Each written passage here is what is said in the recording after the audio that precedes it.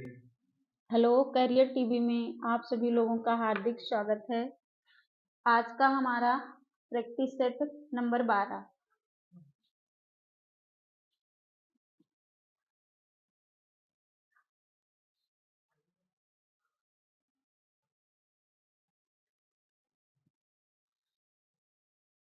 इसका पहला प्रश्न है, कौन से शब्द में रा व्यंजन नहीं है?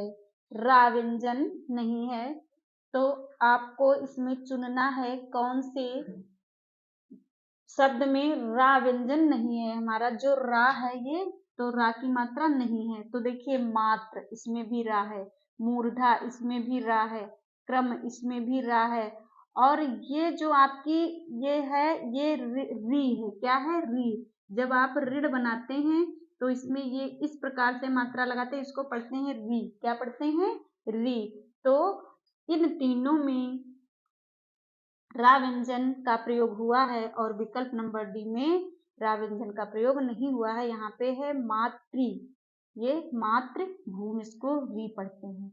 विकल्प डी यहाँ पे सही हो जाएगा। संज्ञा का भेद नहीं होता है, तो देखिए आपने पढ़ा है संज्ञा के, अगर मुख्य रूप से पूछे तो संज्ञा के 3 भेद होते हैं, वैसे 5 होते हैं। तो देखिए, व्यक्तिवाचक संज्ञा, जातिवाचक संज्ञा, निजवाचक संज्ञा या भाववाचक संज्ञा। तो आपने व्यक्तिवाचक संज्ञा पढ़ा है जिसमें व्यक्ति का बोध हो जाए, जातिवाचक जिसमें जाति का बोध हो जाए, निजवाचक आपने नहीं पढ़ा है, निजवाचक नहीं पढ़ा है, भाववाचक भी पढ़ा है, और उसके बाद समूहवाचक। अगली जैसे एक हम बता रहे हैं आपको, अगर पूछे पूरी, तो समूहवाचक होती है संज्ञा। कौन सी? समूहवाचक, जिसमें समूह का बोध हो। और एक होती है हमारी द्रव्यवाचक। कौन सी? द्रव्यवाचक। ये संज्ञाएं होती हैं। तो यहाँ पे आपका विकल्प नंबर सी सही हो जाएगा। अगला प्रश्न, निम्नलिखित में से कौन सा शब्द पुल्लिंग है? अब देखिए, पुल्लिंग क्या है? वचन होते हैं। हम यहाँ बोल के निकालेंगे, वचन होते हैं, और हानि होती है, प्यास लगती है, बचत होती है। तो ये 3 हमारे स्त्रीलिंग है। तो हमारा जो वचन होगा विकल्प नंबर ए, ये पुल्लिंग शब्द होगा। विकल्प नंबर ए हमारा सही हो जाएगा। अगला प्रश्न है, अगला प्रश्न है, सदा ही बहुवचन में प्रयुक्त होने वाला शब्द। इनमें से सदा ही बहुवचन में जो प्रयुक्त हो, तो घर, दर्शन, प्रत्येक या मुनि। तो देखिए, हमें ये कुछ जो ऐसे शब्द हैं जो याद ही करने पड़ेंगे, कि और याद भी है हमें कि कुछ शब्द ऐसे होते हैं जो सदा बहुवचन में प्रयोग होते हैं। जैसे आपका दर्शन और हस्ताक्षर, हस्ताक्षर, और जैसे आंसू, आंसू, प्राण, ये शब्द हमारे ऐसे हैं जो हमेशा बहुवचन में प्रयोग किए जाते हैं। दर्शन भी किए जाते हैं, हस्ताक्षर भी किए जाते हैं, आंसू आते हैं, और प्राण बच जाते हैं या चले जाते हैं। अगला प्रश्न है, हरिमोहन अपनी बहन को पुस्तक देता है। वाक्य में रेखांकित पद में कारक, रेखांकित पद में कारक। तो देखिए, कर्ता ने कर्म को, तो ये हमको को मिल रहा है, तो ये क्या हो जाएगा? कर्म। या पहला ही हमें मिल गया। संप्रदान के लिए, संबंध का थी के, रारी रे, अधिकरण में पर। तो यहाँ पे विकल्प नंबर ए हमारा सही हो जाएगा।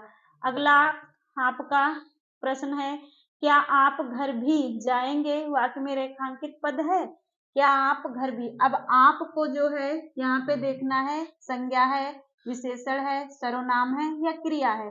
तो हम सभी जानते हैं जो शब्द संज्ञा के स्थान पर प्रयोग किए जाते हैं उसे सर्वनाम कहते हैं। विकल्प नंबर सी आपका सही हो जाएगा। अगला देखिए, वह बहुत धार्मिक रेखांकित पद है, व्यक्त है वाक्य में। तो धार्मिक क्या है? धार्मिक जो शब्द है ये क्या है? संज्ञा है, क्रिया है, सर्वनाम है, या विशेषण है? तो वह बहुत धार्मिक, धार्मिक शब्द हमारा विशेषण है। क्योंकि हम कहें गाय अच्छी है, या गाय काली है, या गाय बहुत अच्छी है, तो जो है काली ये विशेषण है। और अच्छी भी विशेषण है। तो इस प्रकार से यहाँ जो धार्मिक शब्द है वो विशेषण के अंतर्गत आएगा। निम्नलिखित में से तद्भव शब्द छांटिए। तो तद्भव क्या है? कपूर है, मयूर है, पक्ष है या मानसिक है। तो देखिए हमारा मयूर और पक्ष और मानसिक ये हमारे हैं तत्सम शब्द। मयूर माने मोर, पक्ष यानी शुक्ल पक्ष, कृष्ण पक्ष, मानसिक ये भी तत्सम शब्द है। और आपका जो कपूर है ये शब्द तद्भव है, इसका तत्सम हो जाएगा करपूर। क्या हो जाएगा? करपूर, ये तत्सम हो जाएगा। आगे देखिए, सब कुछ जानने वाला वाक्यांश के लिए एक शब्द। जो सब कुछ जानता है उसे क्या कहते हैं? आप ही बताइए। सब कुछ जानने वाला, सर्वज्ञ। तो इस प्रकार के तो बहुत सरल प्रश्न है, जैसे बहुज्ञ, सर्वज्ञ, अत्यज्ञ या अज्ञ। तो जो सब कुछ जानता है वो क्या हो जाएगा? वो हो जाएगा सर्वज्ञ, सब कुछ जानने वाला सर्वज्ञ, बहुत कुछ जानने वाला तो बहुज्ञ कर सकते हैं।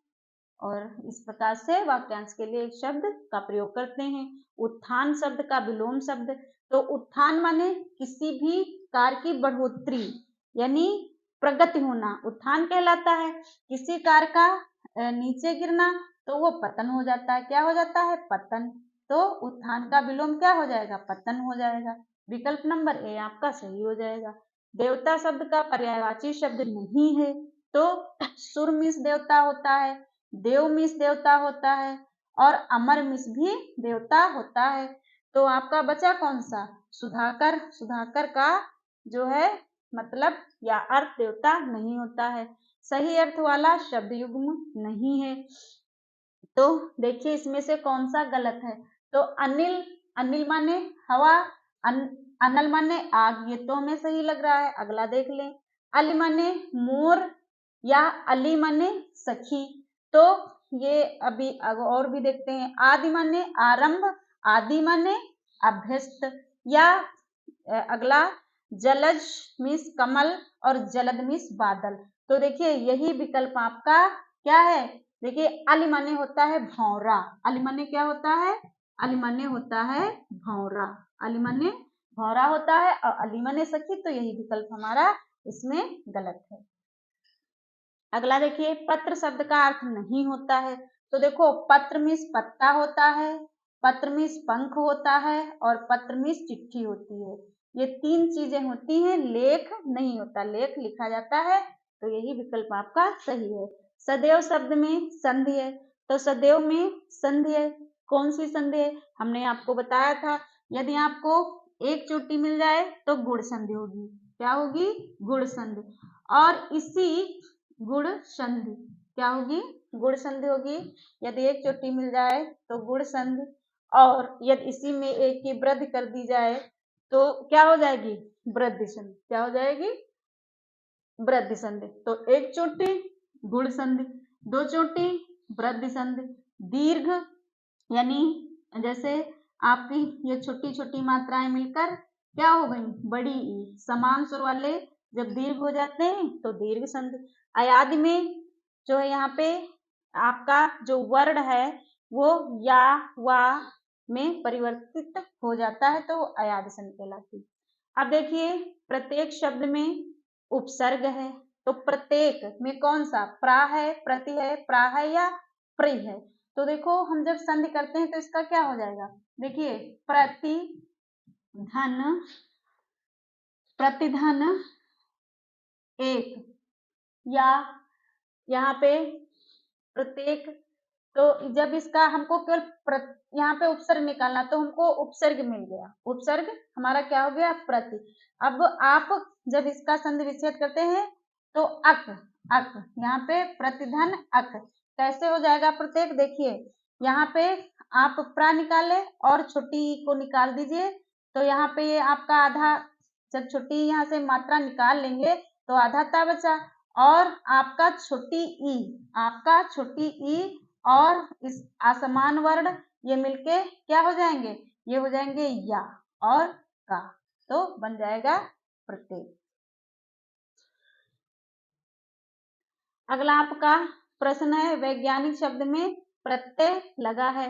वैज्ञानिक में अब उपसर्ग हम आपको बताए हैं कि यदि शब्द के पहले कुछ जोड़ेंगे तो उपसर्ग, बाद में कुछ जोड़ेंगे तो प्रत्यय। वैज्ञानिक शब्द में प्रत्यय, तो प्रत्यय क्या है देख लीजिए यहाँ पे, ये छोटी ई की मात्रा है और ये का है, तो इक प्रत्यय है। तो देखिए इक प्रत्यय कहाँ है, यहाँ पे आपका ये सही हो जाएगा, इक प्रत्यय है यहाँ पे।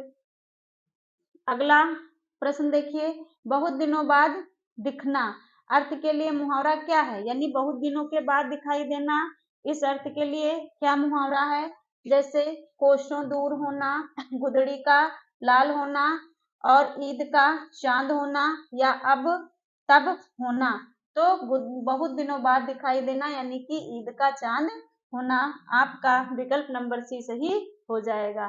धोबी का कुत्ता न घर का न घाट का, तो इसके इस लोकोक्त के लिए देखिए सही क्या है, इसमें गधा बनना, हेरा फेरी करना, घर पर ना होना, कहीं ठौर ठिकाना ना होना। तो धोबी का कुत्ता न घर का न घाट का यानी कि कहीं पर ठौर ठिकाना ना होना, ये लोकोक्त आपकी सही है। अगला प्रश्न है, निम्नलिखित में से अशुद्ध वाक्य को छांटिए। तो अशुद्ध वाक्य देखिए, कृष्णा जी के अनेकों नाम है। अब जब अनेक शब्द ही जो हमारा है वो हमारा बहुवचन है, अनेक शब्द ही हमारा क्या है बहुवचन है, इसलिए अनेकों नाम का कोई मतलब नहीं है, तो यही हमारा अशुद्ध छांटना है, तो यही हमारा मिल गया। आगे हम देख लेते हैं, पुस्तक बहुत ही उपयोगी होती है, सही है। शोभना बहुत मीठा गाती है, सही है। मैं अभ्यास कर रहा हूँ, वाक्य आपका सही है।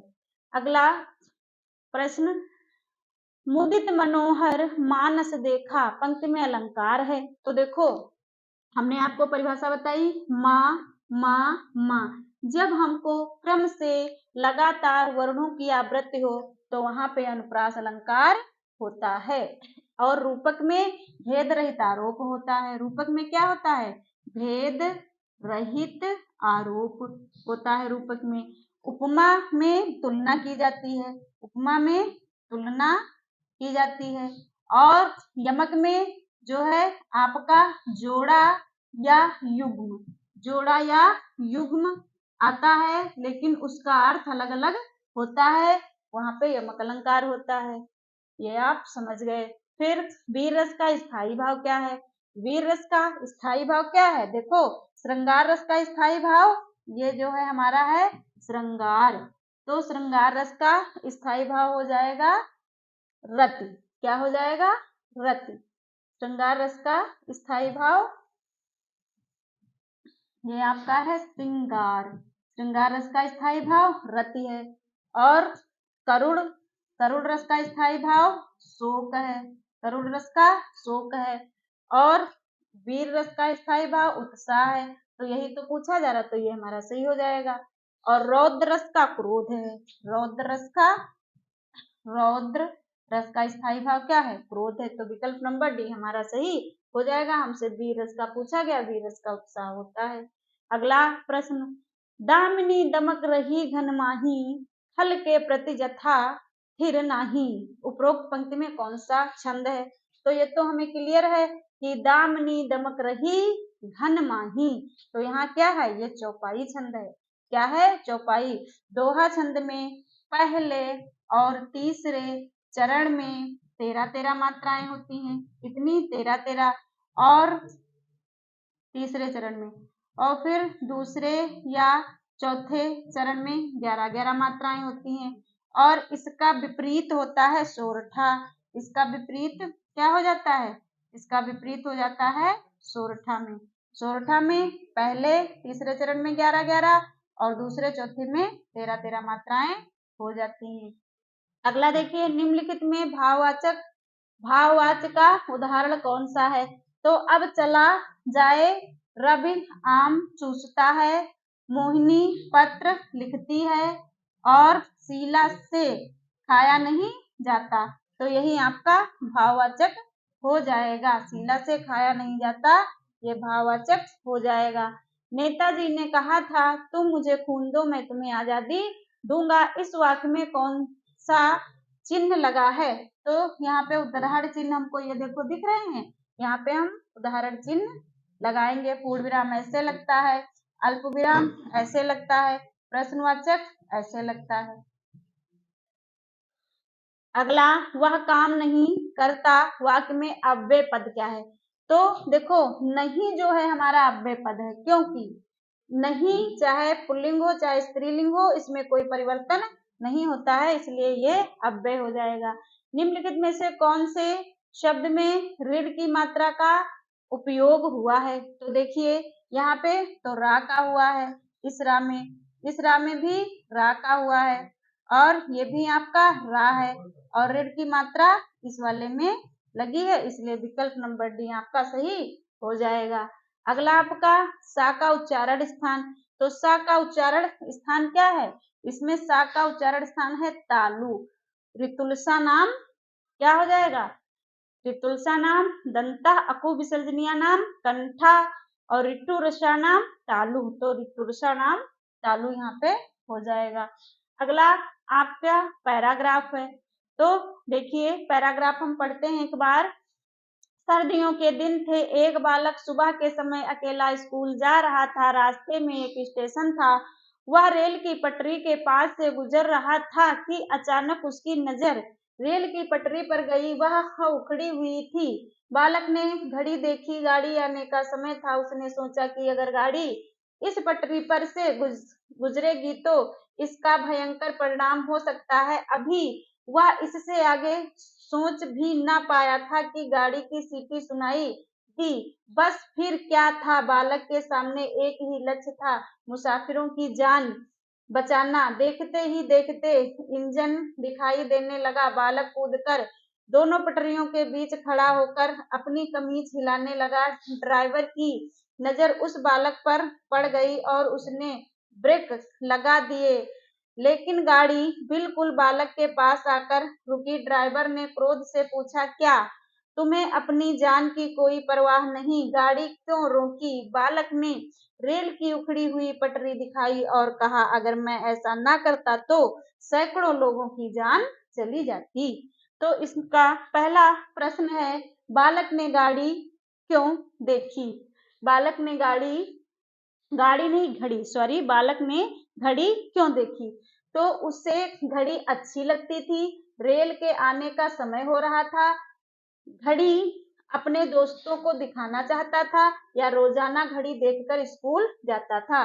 तो बालक ने इस पैराग्राफ के अकॉर्डिंग घड़ी क्यों देखी?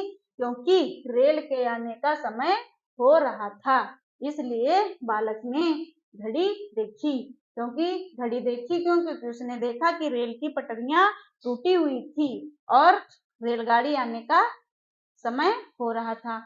अगला प्रश्न, बालक का कमीज हिलाना व्यक्त करता है कि बालक सूझबूझ को, बेवकूफी को, शरारत को या असावधानी को?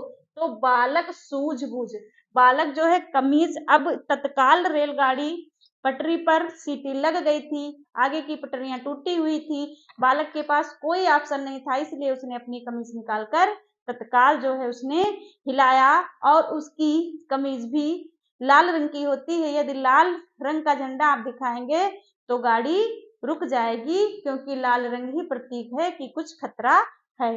तो यहाँ पे बालक जो है कमीज हिला रहा था, इसलिए कि वो सूझबूझ के सिद्धांत को प्रदर्शित कर रहा था। अगला प्रश्न, रेल ड्राइवर को क्रोध क्यों आया? गाड़ी लेट हो रही थी, बालक की जिंदगी का सवाल था, उसे अपनी नौकरी की चिंता थी, ड्राइवर को अपनी जान खतरे में लगती थी। रेल ड्राइवर को क्रोध क्यों आया? क्योंकि जो है बालक के जिंदगी का सवाल था। यदि वो रेल ना रोकता तो बालक की मृत्यु हो जाती, क्योंकि वो पटरी पर ही खड़ा था और कमीज को हिला रहा था ताकि गाड़ी रुक जाए।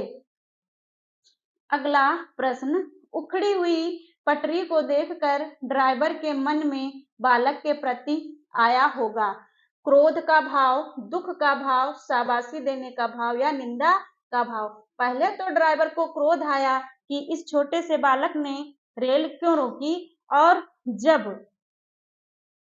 ड्राइवर को यह पता चला पूरी जानकारी ड्राइवर को मिली, तब ड्राइवर ने बालक को क्या दी? शाबाशी दी।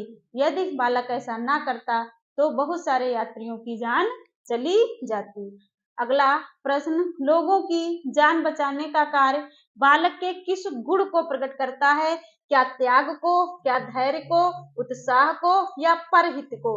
तो बालक ने यहाँ पे जो है परहित यानी दूसरों के हित के बारे में सोचा था। तो आज के हमारे अगले प्रश्न भी कुछ हैं कि गोदान किसकी रचना है? तो गोदान जो है मुंशी प्रेमचंद की रचना है। किसकी रचना है? मुंशी प्रेमचंद की रचना है। अगला प्रश्न, महादेवी वर्मा को ज्ञानपीठ पुरस्कार किस कृति पर मिला? तो महादेवी वर्मा की एक ये है सारी महादेवी वर्मा की, लेकिन जो यामा कृति है इनकी, इस पे ज्ञानपीठ पुरस्कार मिला। कैसा पुरस्कार? ज्ञान मिला। यामा रचना पे महादेवी वर्मा को ज्ञानपीठ पुरस्कार मिला। अज्ञेय जी को किस कृति पर ज्ञानपीठ पुरस्कार मिला? ये सारी अज्ञेय जी की हैं। भग्नदूत भी है, इल्तलम भी है, हरी घास पर चढ़कर ये भी है, कितनी नाव में कितनी बार। तो कितनी नाव में कितनी बार पे देखिए ज्ञानपीठ पुरस्कार पूछा गया, ज्ञान दिया गया। जब आप पढ़ लिख रहे हो तो ज्ञान ही दिया जाएगा, है ना। तो ये भी लेखक हैं तो ये ज्ञान ही, इनको ज्ञानपीठ ही पुरस्कार मिला। तो अज्ञेय को कितनी नाव में कितनी बार, महादेवी वर्मा को यामाकृत पे मिला। तो आज के हमारे ये प्रश्न थे। आपको हमारी क्लास कैसी लगी? आप अपने विचार कमेंट बॉक्स में जरूर दीजिएगा। जय हिंद, जय भारत।